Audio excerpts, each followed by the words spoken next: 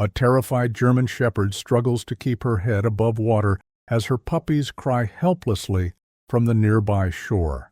Ignored by passers-by for days, all hope seems lost until a kind fisherman spots her desperate plight. What happens next will melt your heart. Max loved coming to the lake in the evenings. It easily made up the best part of his day. It had been 2 years since he lost his wife, and he quit his job as a local cop to take up fishing. He hated the silence of his home in the evenings, so he was almost never home. He preferred the waters.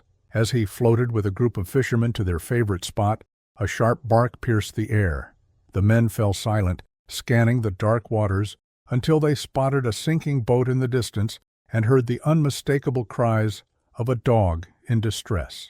Max sat up. The other fishermen on the boat fell silent too. "What was that?" one of them asked in surprise. It was not unusual to hear dogs barking in the village, but they were on a lake. Plus, this bark was different. It almost sounded like a cry for help.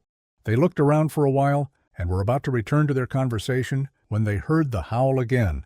There, one of the fishermen pointed to the middle of the lake, where they could see the faint outline of a small boat. The men grabbed their paddles immediately and got to work.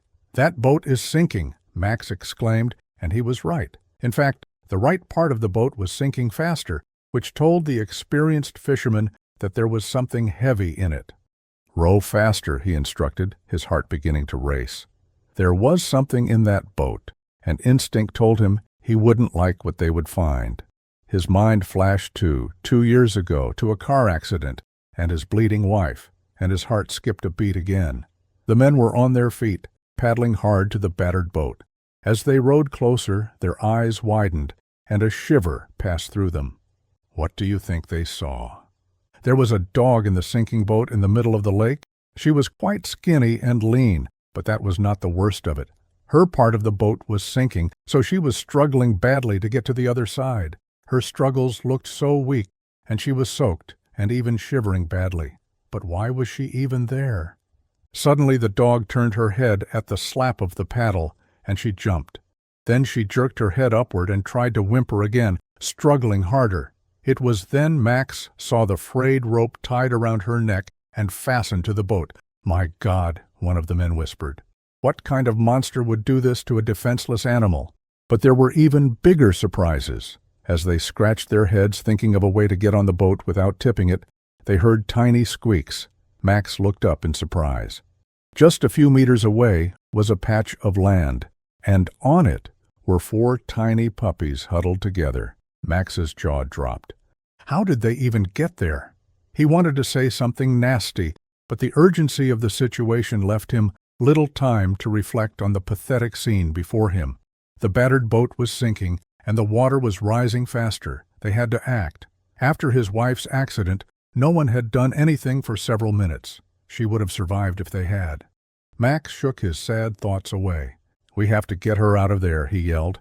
Without waiting for agreement, he grabbed a knife and prepared to climb into the sinking board. "Do you think he will be able to get to her on time?" "Be careful, Max," one of the fishermen warned. "The whole thing might go under." Max nodded. He calculated the distance with keen eyes and then stretched his legs.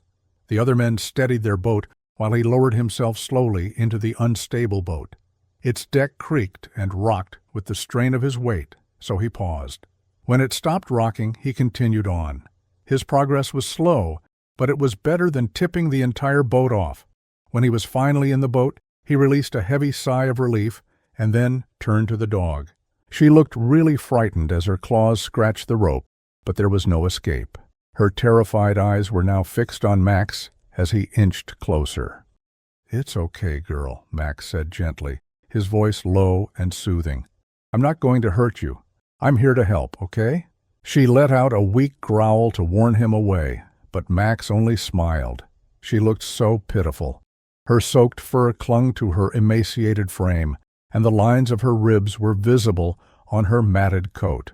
The rope around her neck was quite tight, too, and it even bit into her flesh. Max slowly lowered himself to his knees. The dog's struggle reduced, and she stared at him curiously until he pulled out the small knife from his pocket.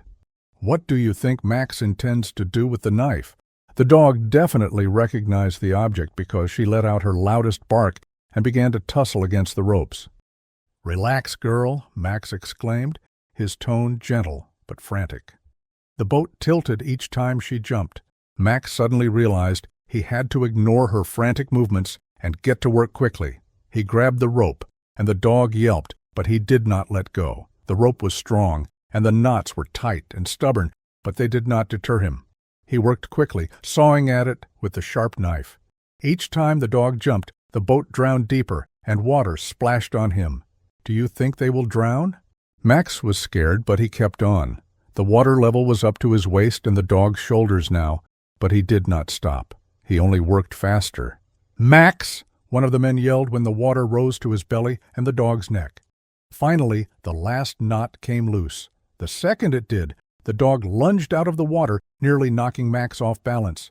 She didn't attack as he immediately thought she would. Instead, she leaped cleanly into the fisherman's boat with a splash. Her body trembled as she turned back to bark at Max, as if urging him to hurry. Max didn't have time to register his surprise. The men screamed at him too, so with a final leap, he jumped and rejoined the others in the boat. They pulled away immediately, and as they floated towards the patch of land, they watched the boat go under, finally. The mother dog stood at the bow, her fur soaked and her body still shaking, but her focus was fixed on the shore. Max's focus was there too. He felt a slight sense of purpose he hadn't felt in a long time. As soon as the boat touched land, the mother sprang out. She ran across the muddy bank to her puppies. The puppies tumbled over one another as they ran to her. Immediately they met, their tiny bodies pressed against hers, and she sniffed and licked each one. The fishermen stood silently, watching the reunion. The scene before them was so beautiful. Watching this mother's unwavering love, even in the face of unimaginable cruelty, brought tears to Max's eyes. One of the men brought some water from the boat, filled a bowl, and set it down near the puppies. They lapped it up eagerly. "But what kind of person would do this?" one of them muttered, as they watched the puppies struggle to drink. The question hung in the air, the sight of the rope still dangling from her neck, the bloody wounds on her body, and the fact that she had been tied to a sinking boat all pointed to a deliberate act of cruelty. But Max noticed something else. He crouched down to the muddy shoreline. "Footprints," he said, motioning for the others. The prints on the soft earth were fresh, and they led straight to the water's edge. "Whoever did this didn't even try to hide their tracks," another fisherman muttered. "This wasn't some accident. Whoever did this is a terrible sadist." "We need to report this, Gabe," one of the fishermen said, his jaw tight. "Whoever did this seems ruthless enough to do something worse." "True," Max said. "We will report this, then take them to the shelter. They will be safe there." Gabe nodded. They rounded the family up and returned to the boat. The fishermen rowed slowly back to the village, with the mother and her puppies nestled under the large blanket Max had used to nap. They rowed fast, propelled by a sense of urgency, and soon arrived at the shore.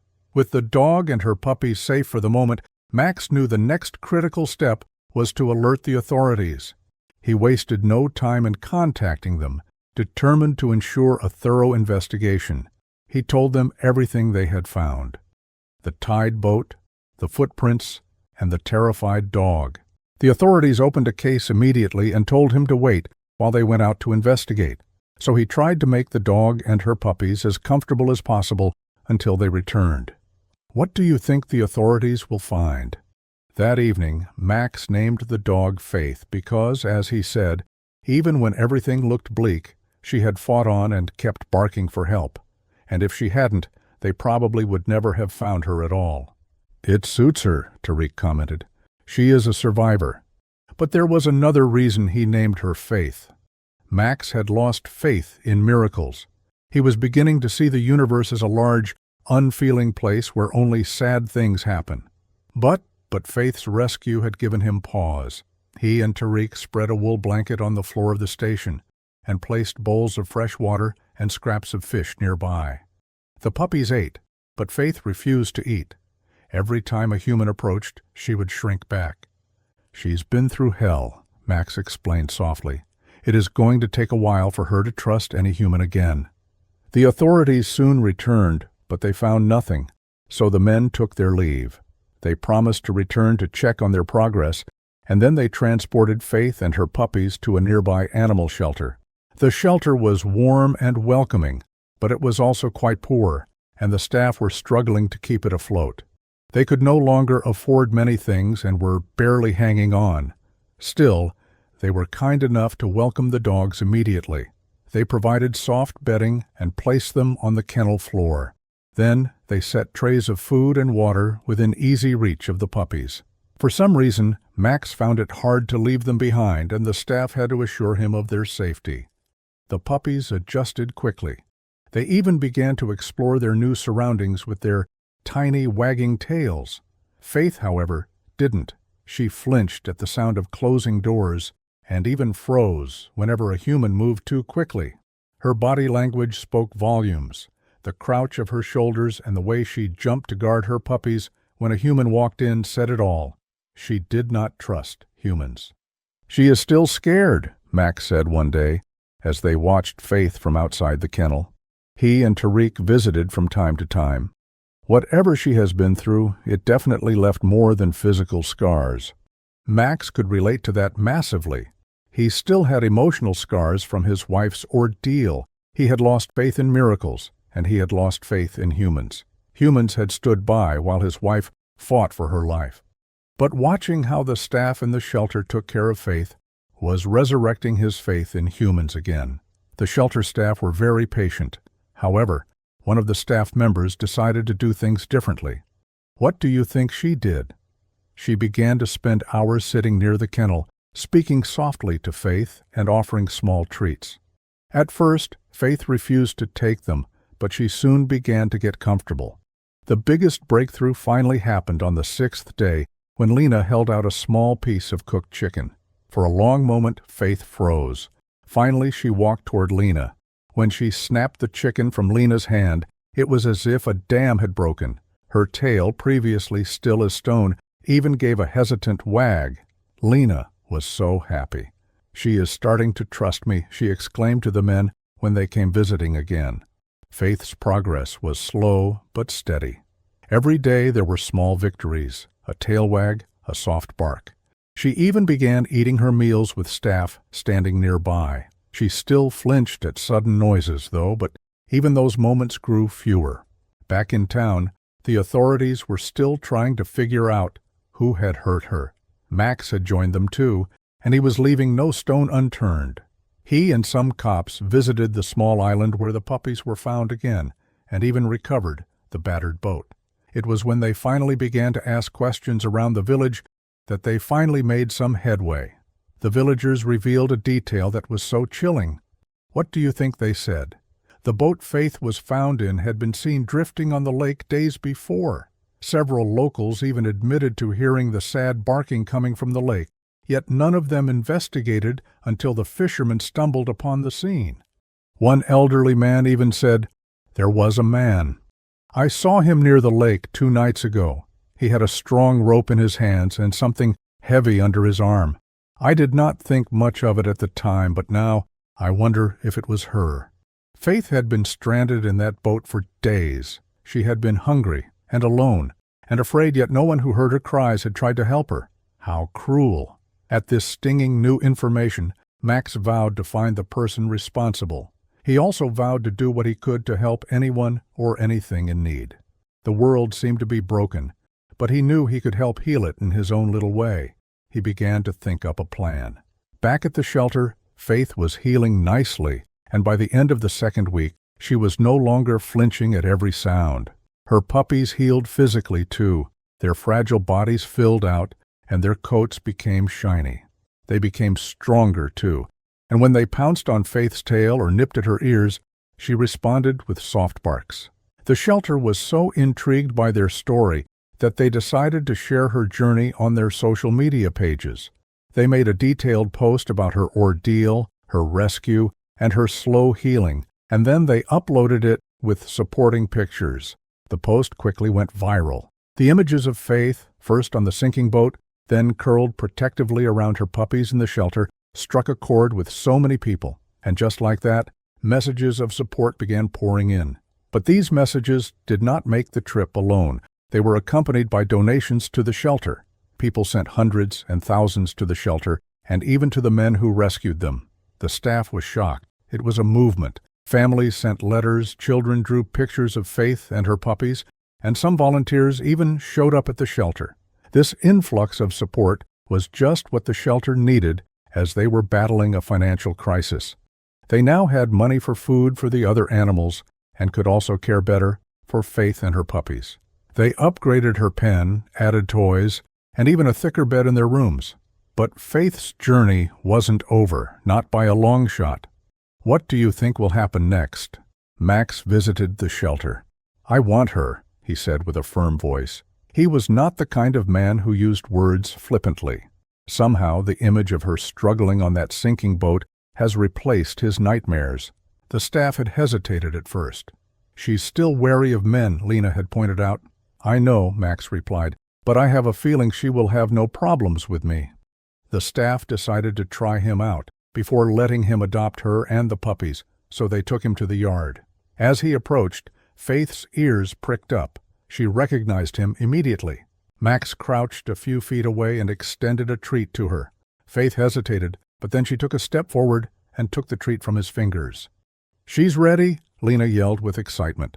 The next day, Faith and the puppies left the shelter. Max had prepared everything for them, soft beds in the corner of his living room, and a supply of food. At first, Faith was cautious. She explored the house slowly, but she soon began to settle. It took a week before she became fully comfortable. The first time she fell asleep at his feet, Max felt his heart skip a beat with joy. "You are safe now," he whispered. "I promise." He wanted to heal her completely and quickly and care for her, and he did his best. Faith's healing came faster after that. The dog, who had once flinched at humans, now trotted confidently around his house with her tail wagging. Max found himself spending more and more time at home until he was almost never away. One evening, as Max sat on the porch, watching the sunset and the fighting puppies, Faith lay beside him and laid her head on his foot, and he felt so accomplished and in peace. The bond between them grew stronger every day. Max took her on long walks through the woods, where she ran about and enjoyed the songs of the birds and the scents of pine. They even played ball together. He did not realize how much she had changed him until later. He was laughing more and even playing more. He spent every evening at home trying several recipes with Faith and the puppies. He even redecorated his home, something he had not done in 2 years.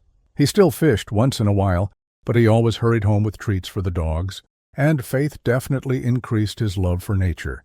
He also found himself relating with the other villagers, especially since they always stopped to talk to him when he was out with Faith. A few of them dropped by to give Faith and the puppies treats, then always stayed back to chat with him for hours. "You are such a stand-up fellow," an elderly woman told him once, and he smiled warmly. The fog around him was lifting slowly. The shelter changed, too. A place that was once struggling to keep its doors open was now thriving. They even expanded their facilities, hired more staff, and launched outreach programs to educate the community about animal welfare. Faith's story had ignited a movement, and this movement only increased when her assailant was finally caught. Max used the accounts of the villagers to figure out a timeline. Then, the authorities spoke to the local merchants until they found one who had sold ropes and an old boat around that time frame. He had given them a thorough facial description, and he was caught 2 days later with another set of strong ropes. Max felt completely fulfilled, and everyone in the village and the shelter, as well as everyone who had read Faith's story, celebrated his capture. But it did not stop them from pushing for stricter animal cruelty laws. However, Faith's influence was not limited to policies and donations. Her story even began to inspire small acts of kindness. A man who had never considered adopting a pet visited the shelter and left with an older dog who had been overlooked for years. Max was surprised at how much a seemingly inconsequential story could make such a great impact. He was also proud of his contribution to her rescue and safety. What he did was something many others in the village couldn't, and Faith and the puppies almost died as a result. Their story is a firm example of the power of kindness and the enduring strength that could turn even the bleakest moments into an astounding story. If you think this story portrayed hope and moved you, watch our next video about another incredible rescue.